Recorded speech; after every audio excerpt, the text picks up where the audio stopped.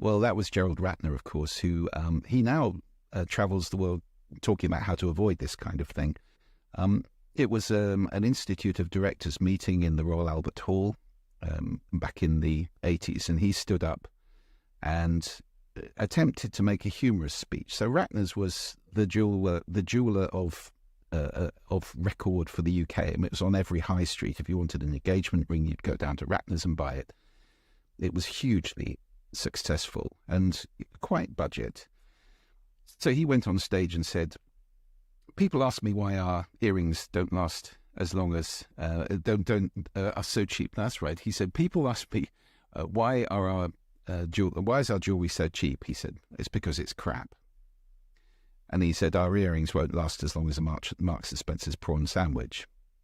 So there was a laugh, a slightly uncomfortable laugh, because this is the CEO of a company having a go at his own products.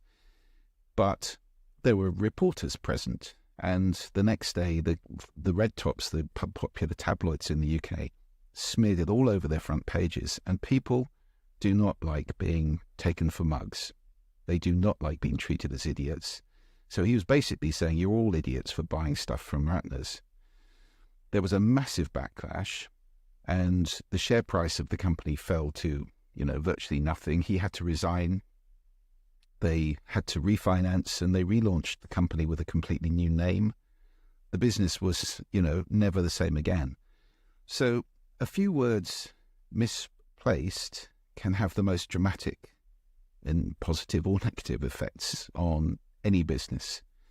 And that's a case study which has, it terrified CEOs all over the world ever since, really, because you're walking on eggshells a lot of the time with media people who are always looking for the dirt or the outrage, or, there's a world of outrage addiction out there now. We're all addicted to outrage because of something else I talk about in the book. One of the biggest hurdles in effective communication is the desire to be right.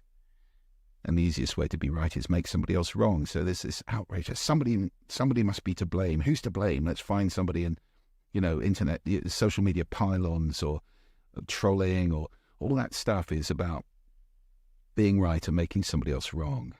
And with that out there, you have got to be pretty careful now that you don't make a mistake like that and make some sort of huge error that's going to reverberate around the world and wreck your life, your business, your reputation, because reputation is so important now.